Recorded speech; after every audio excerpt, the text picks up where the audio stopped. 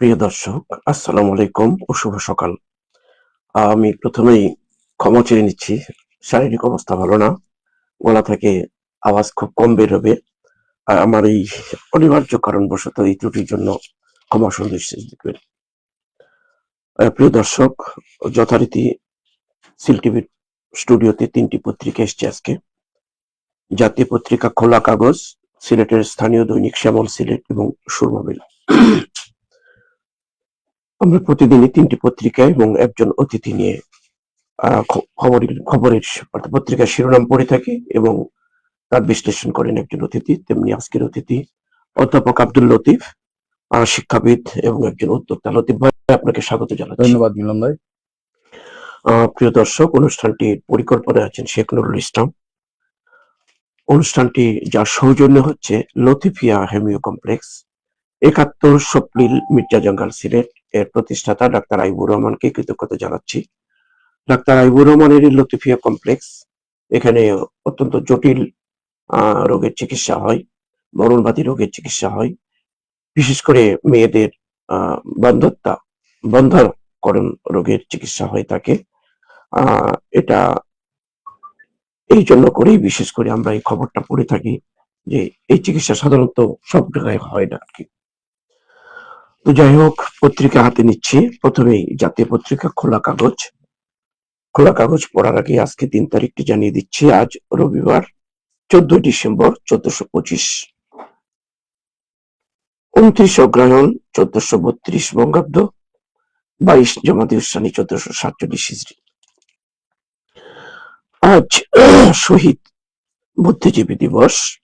১৯৭১ সালের এই দিনে বিজয় একবারই টান প্রান্তে বাঙালির। এই সময় পাকিস্তানি বাহিনী এবং এদেশের কিছু আলবদরেরা এদেশের বুদ্ধিজীবীদেরকে হত্যা করেছিল, বিশেষ করে ঢাকা ইউনিভার্সিটি সহ বিভিন্ন এলাকায়। এই দিবসে একটি পালন হচ্ছে। এই দিবস উপলক্ষে আজকে প্রধান উপদেষ্টা এবং প্রেসিডেন্টের বাণী থাকবে পত্রিকায়। অন্য খবর, গোপনে জামিন পাচ্ছে সন্ত্রাসীরা। ৪ মামলার জামিন। চট্টগ্রামের সন্ত্রাসী সাজ্জাদ তার স্ত্রীর চাঁদাবাজির মামলায় গ্রেপ্তার, জামিনে বেরিয়ে হাদিকে গুলি। ঐক্যের ফাটলের ঝুঁকিতে গণ অভ্যুত্থানের শক্তি, ষড়যন্ত্র ঐক্যবদ্ধভাবে মোকাবেলা করতে হবে। প্রধান উপদেষ্টা, যে কোনো মূল্যে দেশে নির্বাচন করতে হবে।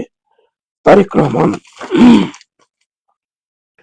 নির্বাচন নিয়ে ষড়যন্ত্র, প্রার্থীদের নিরাপত্তা নিয়ে উদ্বেগ, আইন শৃঙ্খলা পরিস্থিতি নিয়ন্ত্রণে রাখার চ্যালেঞ্জ। আসছে অপারেশন ডেভিল হ্যান্ড ফেজ ২, ইসির নিরাপত্তা জোরদার। এই ছিল জাতীয় পত্রিকা খোলা কাগজের প্রথম পৃষ্ঠা। শেষ পৃষ্ঠা সারা পত্রিকায় জুড়ে খেলার খবর। আবাহনীতে বিধ্বস্ত ফকিরের পুল, জোরালো হচ্ছে আলভারেজের বার্সায় যাওয়ার গুঞ্জন। বিপিএলে আসছেন মঈন আলী, রেকর্ড করা জয়ে শুরু বাংলাদেশ। আশার আলো হচ্ছে নারী ফুটবল লিগ, মেসিকে ঘিরে যুব ভারতীতে তুল কালাম। সারাটা পত্রিকায় খেলার খবর। আসছে আপনার কাছে খবর বিশ্লেষণ। ধন্যবাদ মিলন ভাই। প্রথমে আপনাকে ধন্যবাদ দিচ্ছি এ কারণে যে আপনি শারীরিক সীমাবদ্ধতা নিয়েই আজকে অনুষ্ঠানে আসছেন। মূলত অনুষ্ঠানের প্রতি আপনার যে অনুরাগ, এই অনুরাগের বহিঃপ্রকাশই হচ্ছে আপনার এই আশা। আমরা আজকের আলোচনার মধ্যে প্রথম হচ্ছে শহীদ বুদ্ধিজীবী দিবস। আজ আমরা শহীদ বুদ্ধিজীবীদের রুহের মাগফিরাত কামনা করছি। যারা এই বিজয়ের উষা লগ্নে এসে নিহত হয়েছেন, তাদের আল্লাহ তাআলা যেন মাগফিরাত দান করেন। যদিও এই বুদ্ধিজীবী নিয়ে হত্যা নিয়ে এখনো আমরা দুমড়ে আছি, কারো হত্যা করেছে, কেন হত্যা করেছে আমরা জানি না। তবে এইসব নিয়ে ঘাটাঘাটি করলে আসলে বিভক্তি বাড়বে। সেজন্য আমরা এই পর্যায়ে এইসব নিয়ে ঘাটাঘাটি করা, বিশেষ করে স্বাধীনতা যুদ্ধ, শহীদ বুদ্ধিজীবী, এইসব নিয়ে এখন আর ঘাটাঘাটি করলেই নিজেদের মধ্যে একটা বিভেদ তৈরি হবে। এইটা না করে আমরা বরঞ্চ ওদের রুহের মাগফিরাত কামনা করি। যারা মুক্তিযুদ্ধে শহীদ হয়েছেন, যারা বুদ্ধিজীবী দিবসে যারা আজকে শহীদ হয়েছেন, সবার রুহের মাগফিরাত কামনা করি। আল্লাহ তাআলা যাদের তাকে মাগফিরাত দান করেন। এরপরে নিউজ যেটা মানে লিড নিউজ, যেখানে গোপনে সন্ত্রাসী জামিন পাচ্ছে সন্ত্রাসীরা। এখন বিষয় হচ্ছে আমাদের বিচার বিভাগ অলওয়েজ কারো না কারো ইশারায় চলতো। এখন এখানে এই ইশারাই চলছে। এখানে যে আপনার 5 আগস্টের যে উত্থান, যে বিপ্লব, সেই বিপ্লবের ফলাফল তো আমরা পাচ্ছি না। এখন গোপনে যদি সন্ত্রাসীরা মুক্তি পায়, মুক্তি পেয়ে হাদিকে গুলি করে, আবার 4 মামলার জামিন পায় সন্ত্রাসী সাজ্জাদ এবং তার স্ত্রী, তাহলে বিচার বিভাগের স্বাধীনতা কোথায়? এই বিচার বিভাগই একটা দেশকে ধরে রাখতে পারে। আমরা দেখেছি পাকিস্তানে বিচার বিভাগই তাদের দেশকে ধরে রাখছে, ভারতে দেখছি বিচার বিভাগই তাদের দেশকে ধরে রাখছে, কিন্তু আমাদের বিচার বিভাগের এই অবস্থাটা কেন? একটা জিনিসের ক্ষয় হয়ে গেলে এটা মারাত্মক আকার ধারণ করে। আমাদের যে ক্ষয় রোগ হয়েছে বিচার বিভাগে, এটা মারাত্মক অবস্থা ধারণ করেছে। এই জন্য টোটালি একটা সংস্কার দরকার বিচার বিভাগে, টোটালি একটা সংস্কার। যার নেতৃত্বে সংস্কার হবে তাকে এই দায়িত্ব দেওয়া দরকার, যে বোল্ডলি এই জিনিসগুলো করবে, যাতে কোনো ধরনের ইশারায় বিচার বিভাগ না চলে। এই ব্যবস্থাই আমাদের করতে হবে। তো আমরা আশা করব সরকার এই ব্যাপারে উদ্যোগ হবে, না হলে ইলেকশন হবে না। ইলেকশন করতে হলে এই আইন বিভাগকে শক্তিশালী করতে হবে, যারা সন্ত্রাসী আছে তাদেরকে অ্যারেস্ট করতে হবে। আমরা দেখি অনেকগুলা নিরপরাধ মানুষকে ধরে নিয়ে যায়, হ্যাঁ, কিন্তু নিরপরাধ মানুষকে ধরে নিয়ে যাওয়ার হয়তো সামান্য কিছু অপরাধ করেছে সে, কিন্তু আলটিমেটলি তাকে ধরে নিয়ে গিয়ে তো লাভ হচ্ছে না, তাকে হয়তো পুলিশে পেনাল্টি করতে পারেন, কিন্তু তাদের মাধ্যমে সমাজে বিশৃঙ্খলা সৃষ্টি হবে। যেসব সন্ত্রাসীরা সব মুক্তি পেলে সমাজে সমস্যা সৃষ্টি করবে, তাদেরকেই মানে জেলে আটকে থাকা দরকার, কারণ এরা সমাজে আসলেই সমস্যা তৈরি করবে। এখন এদেরকে যদি গোপনে জামিন দেওয়া হয়, তাহলে আমাদের বিচার বিভাগের ইয়েটা অস্তিত্বটা কোথায়, বিচার বিভাগের সিগনিফিকেন্সটা কোথায়? এটা আমাদের ভাবতে হবে। অক্ষের ফাটলে ঝুঁকিতে গণঅভ্যুত্থানের শক্তি, এটা যেটা বলেছে এটার সাথে আমি একমত না। এজন্য গণঅভ্যুত্থান হয়েছে সবাই মিলেই করেছে। এখন হচ্ছে দেশ গড়ার ব্যাপার, প্রত্যেকে যার যার এজেন্ডা নিয়ে আগাবে, এইটি হচ্ছে নিয়ম। এবং এখানে ফাটল হবেই, ফাটল হলে ও প্রত্যেকে যার যার এজেন্ডা নিয়ে সুস্থ রাজনীতি করবে। আমরা চাই যে সুস্থ রাজনীতি করে আগাক, হ্যাঁ, মানুষ যাকে অ্যাকসেপ্ট করবে সেই ক্ষমতায় যাবে, মানুষ যাকে অ্যাকসেপ্ট করবে সেই সংশোধন করবে, সেই বিপ্লব করবে। এইসব জিনিস আমরা চাইবো। আমরা এই যে হাদির ব্যাপারে দেখেছি অনেকগুলা ইশারা ইঙ্গিত আছে, এইসব বিষয়গুলো আসলে সমাধান হওয়া দরকার। এবং এই যে চাঁদাবাদী মামলা, গ্রেপ্তার, জামিনে বেরিয়ে হাদিকে গুলি, এইসব কেন হচ্ছে, এগুলো আগেই দেখা দরকার, বিচার বিভাগে শক্তিশালী করা দরকার। ষড়যন্ত্র, প্রার্থীদের নিরাপত্তা, হ্যাঁ, এই যে সমস্যাটা, এখন আমরা সোশ্যাল মিডিয়ায় এমনও দেখেছি অনেকগুলা দায়িত্বশীল লোক বলেছে যে এখানে শুধু হাদি না, আরো 50 জন মানুষকে টার্গেট করা হয়েছে। হ্যাঁ, হবেই, কারণ হচ্ছে যারা 17-18 বছর রাজত্ব করেছে তারা দেশের বাইরে আছে এবং তারা ফান্ড নিয়ে আছে, এই ফান্ড নিয়ে তারা অরাজকতা সৃষ্টি করবে। এখন আমাদের কারো যদি ইন্ধন থাকে, সেই ইন্ধনটা আরো শক্তিশালী হবে এবং এরকম জিনিস করতেই থাকে। সেজন্য আমাদের এখানে দেশে যারা গণঅভ্যুত্থানের শক্তি আছে, এদেরকেই যাতে ইন্ধন না দেয়, এই ব্যাপারটাই সতর্ক থাকতে হবে। এই ব্যাপারে সতর্ক থাকলেই কিন্তু ওরা বাহির থেকে কিছু করতে পারবে না। সেজন্য আমাদের প্রার্থীদের নিরাপত্তা বিষয়টাও উদ্বেগজনক, এবং যারা আগ্রাসনের বিরুদ্ধে কথা বলবে তাদেরও নিরাপত্তা উদ্বেগজনক পজিশনে আছে। স্বরাষ্ট্রমন্ত্রী বলেছেন অপারেশন ডেভিল হান্ট ফেজ 2 এসেছে, ডেভিল হান্ট 1 এ কি হয়েছে এটাই তো আমরা বুঝি না, আমরা টের পেলাম না এটা কি হয়েছে। হ্যাঁ, আমাদের এলাকায় মিলন ভাই, আমাদের এলাকায় ওই যে একটা আগে হাতুড়ে ডাক্তার ছিল, হাতুড়ে ডাক্তার ইনজেকশন দিত, তো যে যাকে ইনজেকশন দিল সে যদি কষ্ট পাইতো তখন বলতো ইনজেকশনে কাজ হয়েছে। হ্যাঁ, আমরা টেরই পেলাম না ডেভিল হান্ট ফেজ 1 কি করলো, এটাই টের পেলাম না। অস্ত্র যা আছে সবই থাকলো, এখন ডেভিল হান্ট ফেজ 2 কি করবে সেটা বোঝা যাচ্ছে না। আসলে প্রত্যেকটা মানুষের অ্যাক্টিভিটিসটাকে ইভ্যালুয়েট করা দরকার।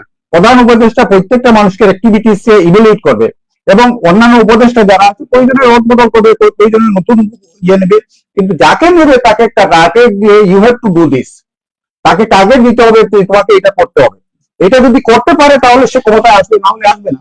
এইরকম সিস্টেম যদি করা যায়, প্রত্যেকটা মানুষের, এই যে স্বরাষ্ট্র উপদেষ্টা হোক, শিক্ষা উপদেষ্টা হোক, প্রত্যেকটা মানুষেরই অ্যাক্টিভিটিসটাকে ইভ্যালুয়েট করা দরকার, এবং এর দায়িত্ব হচ্ছে প্রধান উপদেষ্টা। আরেকটি খবর, ইসির নিরাপত্তা যোদ্ধার নির্বাচনকে সামনে রেখে ইসি নিরাপত্তা যোদ্ধা হয়েছে ভালো, কিন্তু ইসি নিরাপত্তা যোদ্ধা হলে তো খালি হবে না, এর সাথে সংশ্লিষ্ট সবারই নিরাপত্তা যোদ্ধা হতে হবে, এবং এমন ভাবে নিরাপত্তা যোদ্ধা হতে হবে যারা যেরকম হাদির ক্ষেত্রে যা হয়েছে আর যাতে এরকম কিছু না হয়। হ্যাঁ, এখানে শেষ পৃষ্ঠা খেলার খবর আছে, আর তো খেলার খবর গুলাই তো ঠিক আছে। এগুলা এর মধ্যে যে মেসি, রোনাল্ডো উজ্জীবিত হালান্ড, মেসিকে ঘিরে যুক্ত যুব ভারতীয় তুল কালাম, মেসি নিউজটাই বেশি, দুইটা নিউজে আসছে মেসি। ফকিরপুরের আবাহনীতে হ্যাঁ। বিধ্বস্ত। হ্যাঁ, আবাহনীতে বিধ্বস্ত ফকিরাপুল, এইসব দেশীয় ফুটবলের খবরও আসছে। হ্যাঁ, এবং দেশীয় ফুটবল, দেশীয় ক্রীড়া আগে এগিয়ে যাক, সেটাই আমরা আশা করি। বিপিএল এ আসছে, মইন আলী বিপিএল এ আসছে, এটাও গুড নিউজ। হ্যাঁ, হ্যাঁ, আমরা আশা করবো এগুলা দেশীয় একটি সুখবর আমাদের জন্য, রেকর্ড করা জয় শুরু বাংলাদেশ। হ্যাঁ, এটাও সুখবর আমাদের যে একটা জয় দিয়ে আমাদের শুরু হয়েছে। ধন্যবাদ। আমি আরেকটি স্থানীয় পত্রিকা হাতে নিচ্ছি। প্রথমে শ্যামল সিলেট, ওসমান হাদি গুলিবিদ্ধ। আমরা জানি সিলেটের সীমান্তবর্তী এলাকায় নিরাপত্তা জোরদার, তল্লাশি। জাতীয় পত্রিকায় খবর আছে, এই শুনে পড়ছি না। চুনারুঘাটে পৃথক দুর্ঘটনায় নিহত 2। সিলেট জেলা মহানগর বিএনপির প্রতিবাদ মিছিল, সন্ত্রাসী কর্মকাণ্ড গঠন, গণতন্ত্র রাজনৈতিক পরিবেশের জন্য মারাত্মক হুমকি। আন্তর্জাতিক খবর, সুদানে বাংলাদেশ বাহিনীর 6 শান্তিরক্ষা নিহত, যদিও আন্তর্জাতিক কিন্তু আমাদের দেশেরই সেনাবাহিনীর। গ্রিসে যাওয়া হলো না সুনামগঞ্জের 2 যুবকের, এটা কিন্তু অহরহ ঘটছে ঘটনাগুলো। আরো খবর, এই খবরগুলো জাতীয় পত্রিকায় পড়েছি আমরা, শেষ পৃষ্ঠার পড়ে শোনাই। শেষ পৃষ্ঠায়, বিএনপি ক্ষমতায় গেলে প্রসূতি মা ও দারিদ্রের স্বাস্থ্য কার্ড দেওয়া হবে, খন্দকার মুক্তাদির 1 নম্বরে আসলে বলেছেন। এটা কি ওই একজন এমপির দায়িত্ব এটা কিনা, এটা একটু প্রশ্ন আপনার কাছে রাখলাম। ফেঞ্চুগঞ্জ প্রেস ক্লাবের স্বতন্ত্র পদপ্রার্থী মইনুল বাকরের মত বিনিময়, নিরাপত্তা নিয়ে শঙ্কা। সব জায়গায় কিন্তু একটা নিরাপত্তার শঙ্কা। সিলেট মহানগর তাঁতি দলের নেতৃত্বে আওয়ামী দোসরদের হাতে, তাঁতি দলটা আওয়ামীদের হাতে এখন। বিশ্বাস আস্থার সফল কাম অনন্য জায়গা তৈরি করে নিয়েছে কুইজ প্রতিযোগিতার পুরস্কার বিতরণ অনুষ্ঠানে বলেছেন। এই ছিল মোটামুটি শেষ পৃষ্ঠার খবর। নগরী যেসব এলাকায় বিদ্যুৎ থাকবে না, আমরা প্রথমে যে নিউজটা আমি আলোচনা করব সেটা হচ্ছে সিলেটের সীমান্তবর্তী এলাকায় নিরাপত্তা জোরদার, তল্লাশি। এটা উচিত, কিন্তু সীমান্তবর্তী এলাকায় এখন যে ইনপুটাররা এসে যে গুলিগালাজ করছে এমনও না, দেশীয় যে চোরগুলো আছে এগুলোও করতে পারে। তো সীমান্তবর্তী এলাকায় নিরাপত্তা জোরদার হবে, এটা হওয়া উচিত, শক্তিশালী হওয়া উচিত। পাশাপাশি দেশে যারা আছে, এই যে আগের নিউজটা আমরা করলাম যে জামিনে মুক্তি পেয়ে সে গিয়ে হাদিকে গুলিবিদ্ধ করেছে, তো এই দেশীয় যেগুলো আছে চোর যেগুলা, এইগুলাকেও অবজারভেশনে রাখা দরকার। আসলে ক্রাইম যারা করে এর রিপোর্টটা কিন্তু পুলিশের কাছে আছে, প্রত্যেক ক্রিমিনালের রিপোর্ট, প্রত্যেক এলাকায় রিপোর্টটা পুলিশের কাছে আছে। পুলিশ ব্যানার গুলা কাটতেছে, কিন্তু এদেরকে ধরে ধরে অ্যারেস্ট করে না। যেহেতু নির্বাচন করতে হবে, এদেরকে টোটালি একটা ক্লিন করে নির্বাচন করতে হবে, টোটালি এদেরকে প্রয়োজনে জেলে ঢুকাতে হবে, এবং নিরপরাধ কম অপরাধী লোকগুলাকে জেল থেকে ছাড়িয়ে দিয়ে জায়গা করে এদেরকে জেলে ঢুকাতে। এটা কি অন্য খাতে ঘোরানোর জন্য সিলেটের? না, অন্য খাতে ঘোরানো না, এটা খাত ঠিকই আছে, কারণ এটা দেশের বাইরে থেকে যে হচ্ছে এটা বুঝেই যাচ্ছে, কিন্তু আলটিমেটলি ইন্দোরটা বাইরে থেকে, আবার দেশীয় চোররা তৎপর, এগুলোও ঠিক আছে, কিন্তু আলটিমেটলি সীমান্তবর্তী এলাকায় জোরদার করতে হবে, আরো জোরদার করতে হবে, এবং জোরদারটা শক্তিশালী ভাবে করতে হবে। অ্যাকচুয়ালি দেখা যাচ্ছে সরকার কাজ করতে পারছে না, পুলিশ বিভাগ, হ্যাঁ, আর তারপর সচিবালয় ওদের নন কপারেশনের জন্য, হ্যাঁ, সেনাবাহিনীদের নন কপারেশন, এদের কপারেশনটা জরুরি। সেনাবাহিনীর কথা বলতে মনে পড়লো, দেখেন সুদানে বাংলাদেশের শান্তিরক্ষী বিষয়, এটা আমাদের গর্ব। যারা নিহত হয়েছে শান্তিরক্ষায় গিয়ে তারা আমাদের গর্ব, তারা ডেডিকেটেড হয়ে কাজ করেছে, সেজন্য তো নিহত হয়েছে। তারা যদি আমাদের মতো মানে পিছু হাট করতো তাহলে তো নিহত হতো না। তারা যে ডেডিকেটেড, এই প্রমাণ হচ্ছে তাদের নিহত হওয়া। আমরা নিহতদের, হ্যাঁ, ওরা জীবন দিয়ে শান্তিরক্ষা করতে চেয়েছে। আমরা যারা নিহত হয়েছে তাদের রুহকে মাত্রায় কামনা করছি, এবং আমাদের সেনাবাহিনীকে আরো ডেডিকেটেড হয়ে কাজ করার জন্য আহ্বান জানাচ্ছি। পরিবারগুলোকে সরকারি পক্ষ থেকে, হ্যাঁ, অবশ্যই করতে হবে, এবং এটা ইন্টারন্যাশনালি করা হবে। নিষে যাওয়া হলো না সুনামগঞ্জের 2 যুবকের, এটা আসলে ওই নিউজটা পড়ে ওই গানটা মনে হলো, হায় রে জীবনে রেখে পরাজয়, আশার বসতি ভেঙে যায়, নিয়তির সাথে সন্ধ্যাকে মানুষকে বড় হয়। এই মানুষটা, আমাদের দেশের মানুষরা, যুবকরা, এবং এই যুবকদের হাত আছে, পা আছে, এরা কাজ করলে কিন্তু এখানে বসে কাজ করতে পারতো, কিন্তু আমাদের দেশের নেতৃত্ব এই দেশের এনভায়রনমেন্টটা তৈরি করেনি, কাজের এনভায়রনমেন্টটা তৈরি করেনি। এই দেশের 18 কোটি মানুষ সারা দুনিয়াকে লিড দিতে পারতো, এবং দিচ্ছে, দেশের বাইরে গিয়ে তারা কাজ করছে, যেটা সারা দুনিয়া রেজাল্ট নিয়ে আসছে।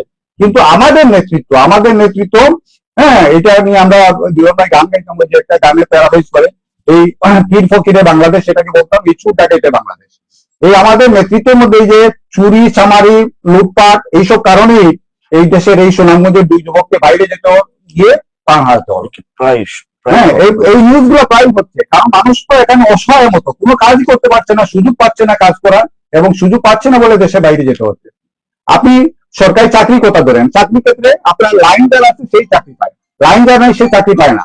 এই গত টাইমে আমরা দেখেছি যে স্বরাষ্ট্রমন্ত্রী সিগনেচার নিয়ে পুলিশে চাকরি হয়েছে, হ্যাঁ, কোনো ধরনের ইন্টারভিউ কিছু লাগে নাই, এবং এই তথ্যটা আমাদের এখন যে নাই এটা বলা যাবে না। লতিফ ভাই, খালি 2টা মৃত্যু না, কিন্তু এটার সাথে অনেক কিছু জড়িত। এইটার সাথে সারা দেশের অস্তিত্ব জড়িত। আমাদের যুবকগুলা দেশের বাইরে যাচ্ছে, দেশের বাইরে গিয়ে কাজ করতে, বাইরের দেশে রেজাল্ট নিয়ে আসছে এবং যেতে গিয়ে নিহত হচ্ছে। সবকিছু তো লস আমাদের।